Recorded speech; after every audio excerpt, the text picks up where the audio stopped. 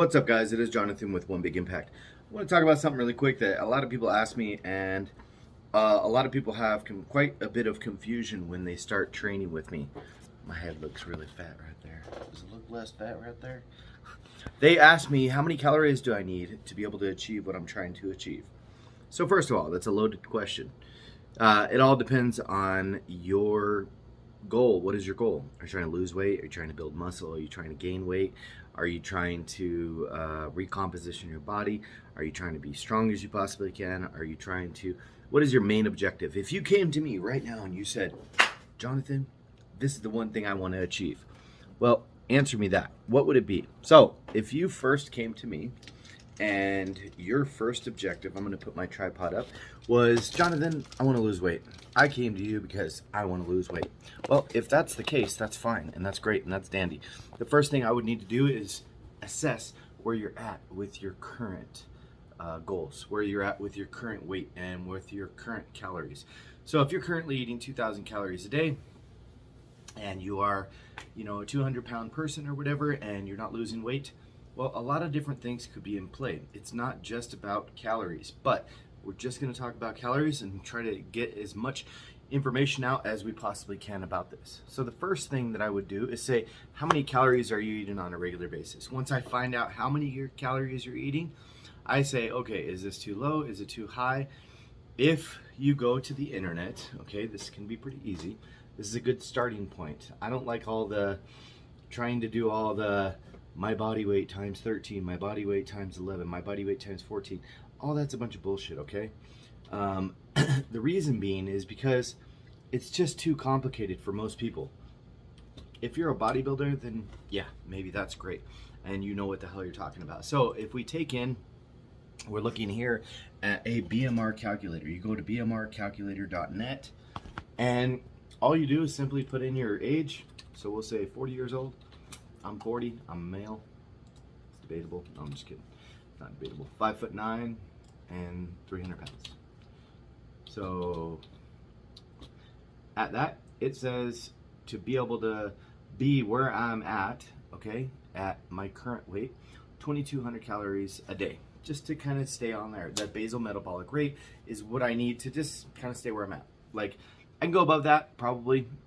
If I'm sedentary, little to no exercise, I can go up to like 2,700 and not gain weight, not lose weight.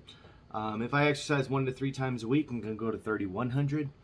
If I exercise 4 or 5 times a week, I can go to 3,300, and so on. It goes all the way up to very intense physical activity plus a physical job, 4,300 calories.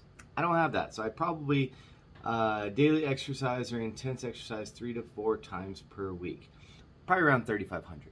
So that gives me a good starting point, okay?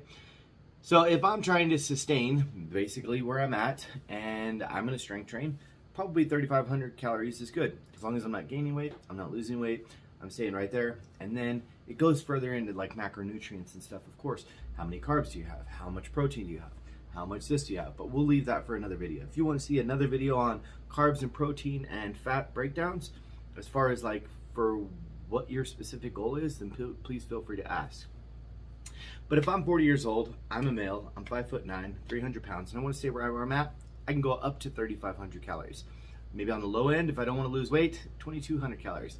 If I am the person that says I want to lose weight, then I would go all the way down to whatever I'm at. Say I came to me at the 400, or say I came to me at 3,500 calories.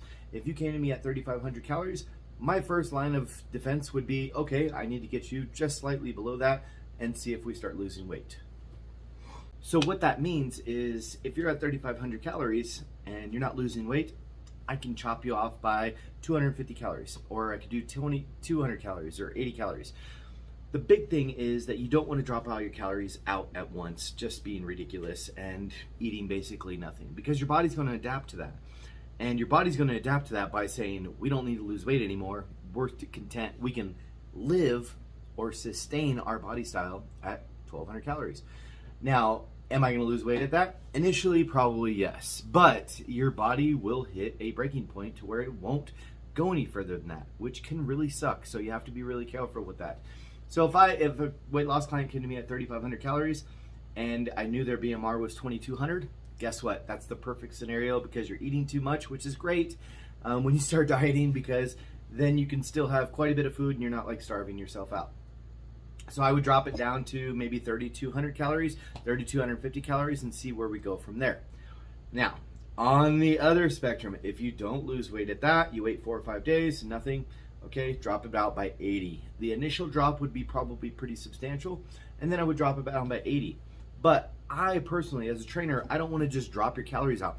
I want you to drop calories through exercise, meaning increase your activity. Do an extra 200 calories worth of activity and drop your calories by 200, or just 80 every 4 days and see if you get some type of movement. You can go 80 every week or 100 every week or something like that, but just make a system. And then when you see drop, if you're dropping a half a pound or a pound and a half a week or whatever, then you're good. Don't mess with anything. Don't keep dropping the calories out, because that is your tool to be able to go further. If you do it too much in the beginning, you're going to be asked out later, so you got to be really careful about that.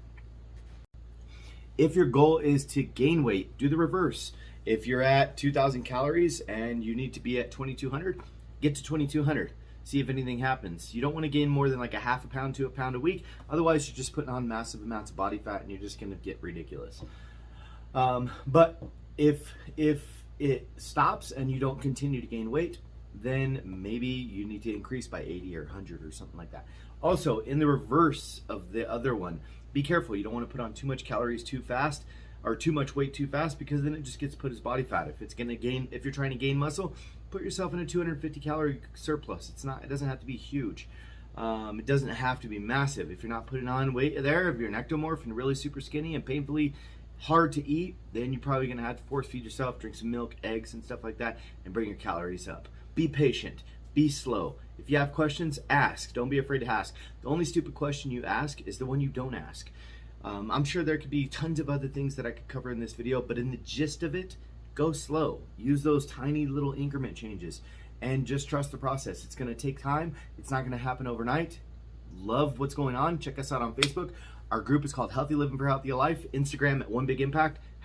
#Team Boo. Be strong in your excuses and have a fucking amazing day, guys. Bye.